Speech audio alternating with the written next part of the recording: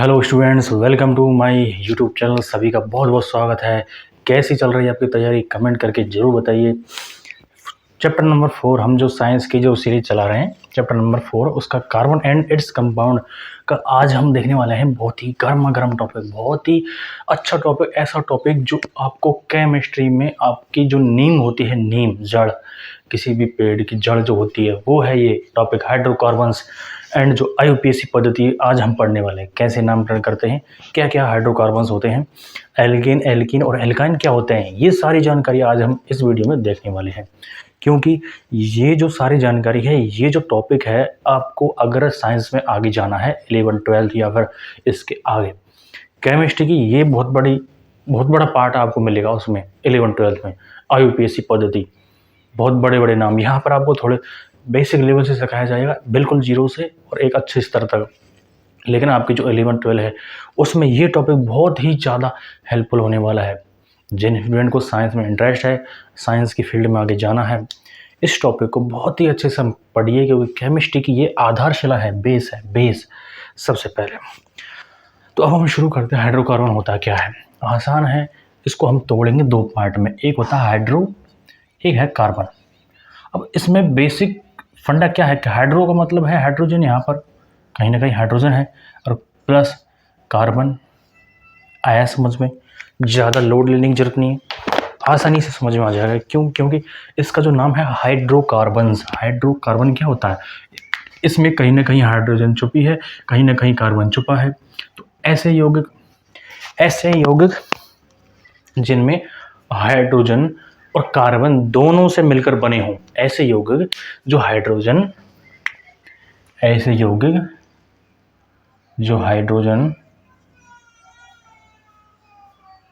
Plus carbon से बने हों, इन्हें क्या बोलते हैं? हाइड्रोकार्बन्स। नाम से पता चल रहा है हाइड्रोजन और कार्बन से मिलकर बने हैं, तो ऐसे कंपाउंड्स को क्या बोलेंगे हम? हाइड्रोकार्बन्स। अब इसमें ज़रूरी नहीं है कि सिर्फ हाइड्रोजन और कार्बन ही हो, ये दोनों होना ज़रूरी है, ये इसकी बेसिक नीड है। इसके अलावा कोई प्रतिस्थापी भी हो सकता है, कोई अदर प्रतिस्थापी, फ्लोरीन, क्लोरीन, ब्रोमीन, आयोडीन, कोई भी हैलोजन हो सकती है, और कोई अदर एलिमेंट्स भी इसके में जुड़ सकता है, जिसे हम पढ़ेंगे अगले टॉपिक पर। तो हम देखेंगे कार्बन और हाइड्रोजन से बने यौगिक क्या कहलाएंगे? हाइड्रोकार्बन्स कहलाएंगे। इतना क्लियर है? अब आएगा आगे। अब ये होते हैं दो टाइप के। बेसिकली हाइड्रोकार्बन्स को हमने दो पार्ट में डिवाइड किया है। कौन कौन से पार्ट में? दो पार्ट में, पहला और दूसरा। आई बात समझ में? कौन कौन से पार्ट हैं? पहला और दूसरा। कितने पार्ट है इसके? दो पार्ट, एक पहला और एक दूसरा। पहला ये है जिसे हम बोलेंगे संतृप्त।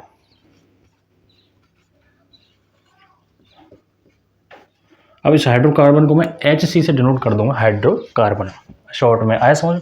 संतृप्त हाइड्रोकार्बन। और दूसरा होगा हमारा, दूसरा जो नंबर है वो प्रकार होगा असंतृप्त। असंतृप्त हाइड्रोकार्बन। क्लियर है यहाँ तक? दो प्रकार का होता है हाइड्रोकार्बन। बेसिक क्या होता है? हाइड्रोजन और कार्बन से जो मिलकर यौगिक, जो कंपाउंड में हाइड्रोजन भी है, कार्बन भी है, बहुत सारे कंपाउंड हैं हमारे नेचर में, बहुत सारे कंपाउंड हैं जो हाइड्रोजन और कार्बन से मिलकर बने हैं। तो ये सब क्या है? ये है हाइड्रोकार्बन। हाइड्रोकार्बन टू टाइप्स के होते हैं, संतृप्त हाइड्रोकार्बन, असंतृप्त हाइड्रोकार्बन। दोनों में बहुत ही बेसिक डिफरेंट है, एक बार में आपको समझ में आ जाएगा। संतृप्त हाइड्रोकार्बन वे होते हैं जिनमें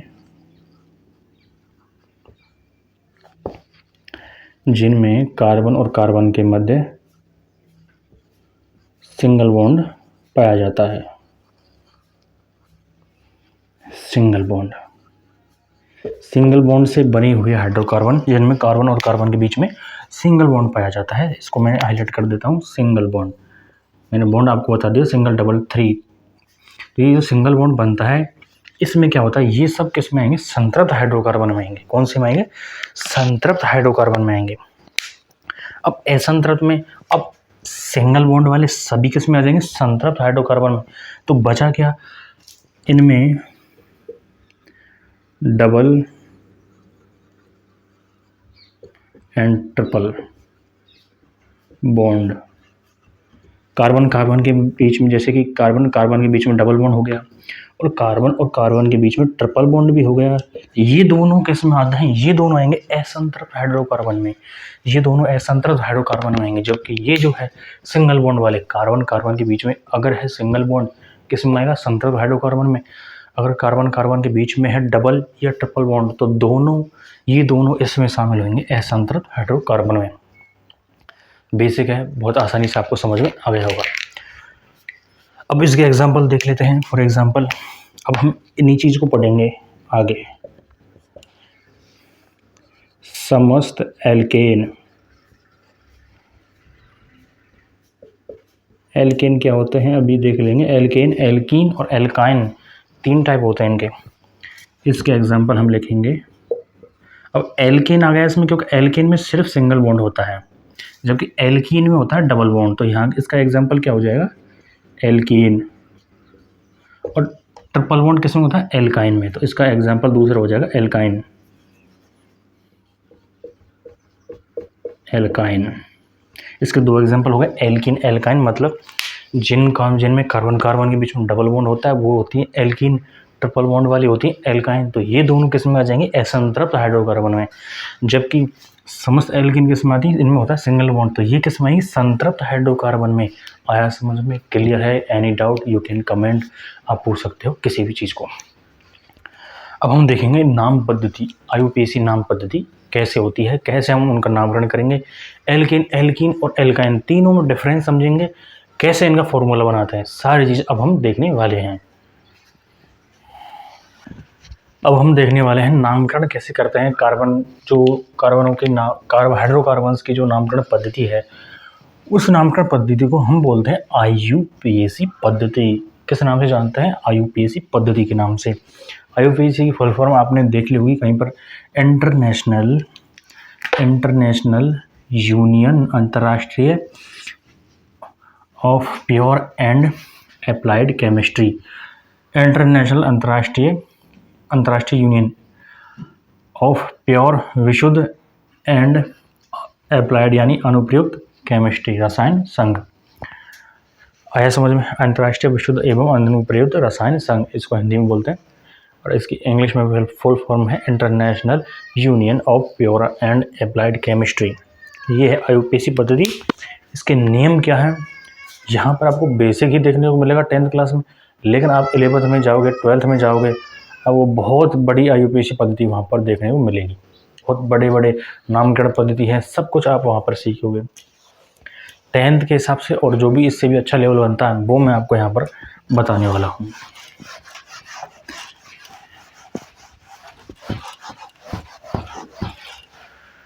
अब हम बात करेंगे एल्कीन, एल्कीन और एल्काइन, तीनों में फर्क क्या होता है, तीनों में अंतर। एल्केन, यहाँ पर लिखते हैं हम एल्कीन, यहाँ पर लिखेंगे एल्काइन।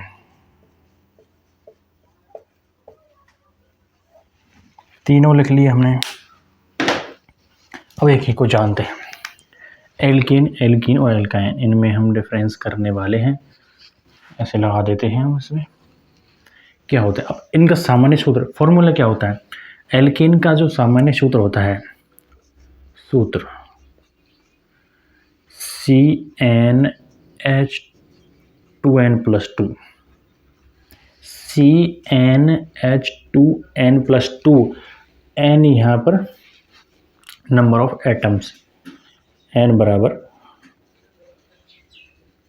नंबर ऑफ एटम्स, मतलब संख्या, परमाणुओं की संख्या। n का मतलब कितने कार्बन है यहाँ पर, और ये H यहाँ पर हाइड्रोजन के लिए आने वाला है यहाँ पर। अब हम फॉर एग्जांपल देख लेते हैं CnH2n+2। अब n बराबर हमने ले लिया 1, n बराबर ले लिया 1, तो C 1 को लिखते नहीं है, 1 कार्बन है तो इसमें लिखने की जरूरत नहीं है।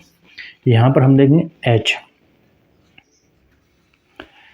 अब n का मान रख दो यहाँ पर 1, 2 को 1 से मल्टीपल करेंगे 2 आएगा, प्लस 2, तो 2 + 2, 2 + 2 = 4। तो यहाँ पर H कितना हो जाएगा? 4। तो फॉर्मूला क्या बनेगा? CH4। इसे हम बोलते हैं मेथेन। एल्केन श्रेणी का प्रथम सदस्य होता है ये कौन सा? मेथेन। आया समझ में? एल्केन श्रेणी का प्रथम सदस्य जो होता है मेथेन। अब यहाँ पर नामकरण कैसे किया हमने? मेथेन कैसे आया यहाँ पर, ये भी मैं आपको बताऊंगा। क्या इसमें वो लास्ट में लगेगा, क्या इसमें प्रत्यय लगेगा और क्या इसमें उपसर्ग लगेगा, दोनों चीज़ हम देखने वाले हैं। उससे पहले हम देख लेते हैं एल्कीन और एल्काइन के भी फॉर्मूले। इसका फॉर्मूला होता है CnH2n। क्या होगा? CnH2n। और एल्काइन का होता है CnH2n-2। आया समझ में? ये डिफरेंस है तीनों में। इनका जो सूत्र है ये आपको देखना है, CnH2n-2।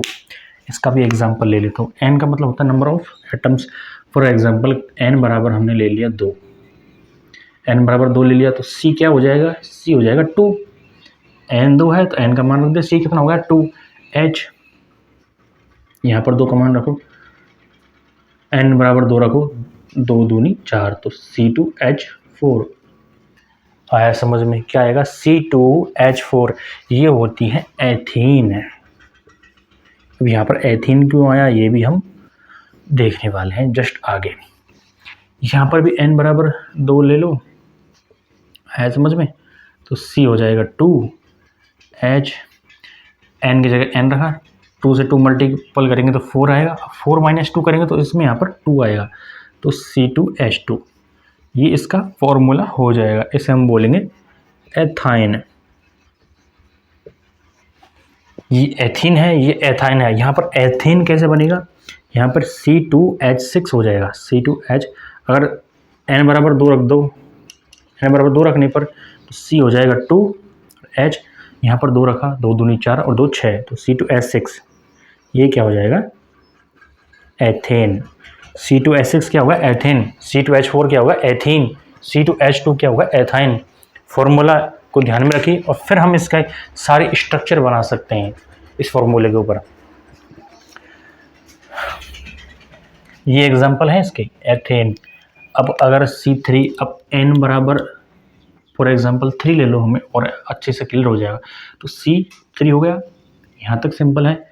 H 3 का मान रखो, 3 दूनी 6, C3H6। आया समझ में? 3 कार्बन है तो क्या आएगा? प्रोपेन। तो यहाँ पर क्या हो जाएगा? प्रोपीन। इसे हम बोलेंगे प्रोपीन। आया समझ में? यहाँ पर n बराबर 3 लो, C हो जाएगा 3। H 3 दूनी 6, 6 - 2 क्या? 4, C3H4। Propene, propyne. ये क्या हो जाएगा? प्रोपाइन था। ऐसे ये डिफरेंस होता है एल्किन, एल्कीन और एल्काइन में। इन तीनों को जल्दी से लिखिए। C3H6 प्रोपीन हो गया, ये हो गया प्रोपाइन। और methane, ethane, propane, butane, pentane, hexane, heptane, octane और नोनेन और डेकेन, ये कैसे होता है इसको मैं आपको समझाने वाला हूँ। इन सबको आप लिख लीजिए। तो कार्बन की संख्या के आधार पर ये पूर्व लग्न लगते हैं। पूर्व लग्न मतलब पहले। अब इसको 2 पार्ट में, मेथेन को 2 पार्ट में ब्रेक करेंगे तो यहाँ पर मैथ प्लस एन क्या बनेगा? मेथेन। अभी एन कहाँ से आया और मैथ कहाँ से आया? यहाँ पर अब मैं इसको हटा देता हूँ जब हम इस पर चर्चा करेंगे।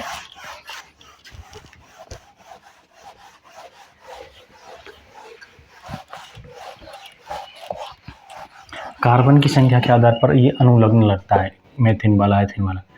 C1, C2, C3, C4, C5, C6, C7, C8, C9 और C10। 10 तक हम ले लेते हैं। क्या अनुलग्न लगेगा इसमें? इसको हम देखने वाले हैं अनुलग्न कौन सा लगता है। तो नंबर 1, अगर कार्बन 1 है तो क्या लगेगा? मैथ। आया समझ में? अब आपके समझ में आ गया होगा कि CH4 को मेथेन क्यों बोलेंगे। कार्बन 1 है तो मैथ लगेगा, प्लस हाइड्रोजन की संख्या यहाँ पर मायने नहीं रखेगी, सिर्फ कार्बन की संख्या मायने रखेगी। मैथ प्लस एल्केन, ये क्या है? सिंगल बॉन्ड है इनके बीच में, तो एल्केन है तो एल्केन एल्केन का जो अनुलग्न होता है वो होता है एन। तो मेथ प्लस एन क्या बन जाएगा, मेथेन। एल्कीन का होता है ईन, तो क्या बन जाएगा, मैथीन। और एल्काइन का होता है आइन, तो क्या बन जाएगा, मैथाइन। आया समझ में? इस प्रकार से होता है ये। तो हम यहाँ पर पूर्व लग्न की बात करने वाले हैं। पूर्व लग्न, ये मैथ है, ये हो जाएगा एथ, ये होता है प्रोप, ब्यूट, पेंट, हेग्स, 6 नंबर वाला हेग्स, ये होता है हेप्ट, ये होता है ऑक्ट, 8 नंबर वाला ऑक्ट, ये होता है नॉन, ये होता है डेक। डेक या डेका से बोलते हैं हम। आया समझ में? इनको लिख लो जल्दी से। Meth, eth, prop, but, pent, hex, hept, oct, non और डेक। कार्बन एक है और वो एल्किन श्रेणी में आ रहा है, एल्किन श्रेणी में, तो क्या बोलेंगे, मैथेन। अगर वो एल्कीन श्रेणी में आएगा तो मैथेन, क्योंकि एल्किन श्रेणी है तो उसका वो क्या लगेगा, उसमें इन लगता है, और मैथाइन में क्या लगेगा, एल्कीन में क्या लगता है, आइन, तो ये क्या आ जाएगा, मैथाइन। तो ethane, ethene, ethyne, propane, propene, propyne, butane, butene, butyne. इस प्रकार से एल्किन, एल्किन और एल्काइन श्रेणी का विभाजन होता है। ये था कुछ नामकरण, और हम देखने वाले में इसमें और एग्जाम्पल देखेंगे हम अगली वीडियो में। तो वीडियो को लाइक और चैनल को सब्सक्राइब जरूर करिएगा।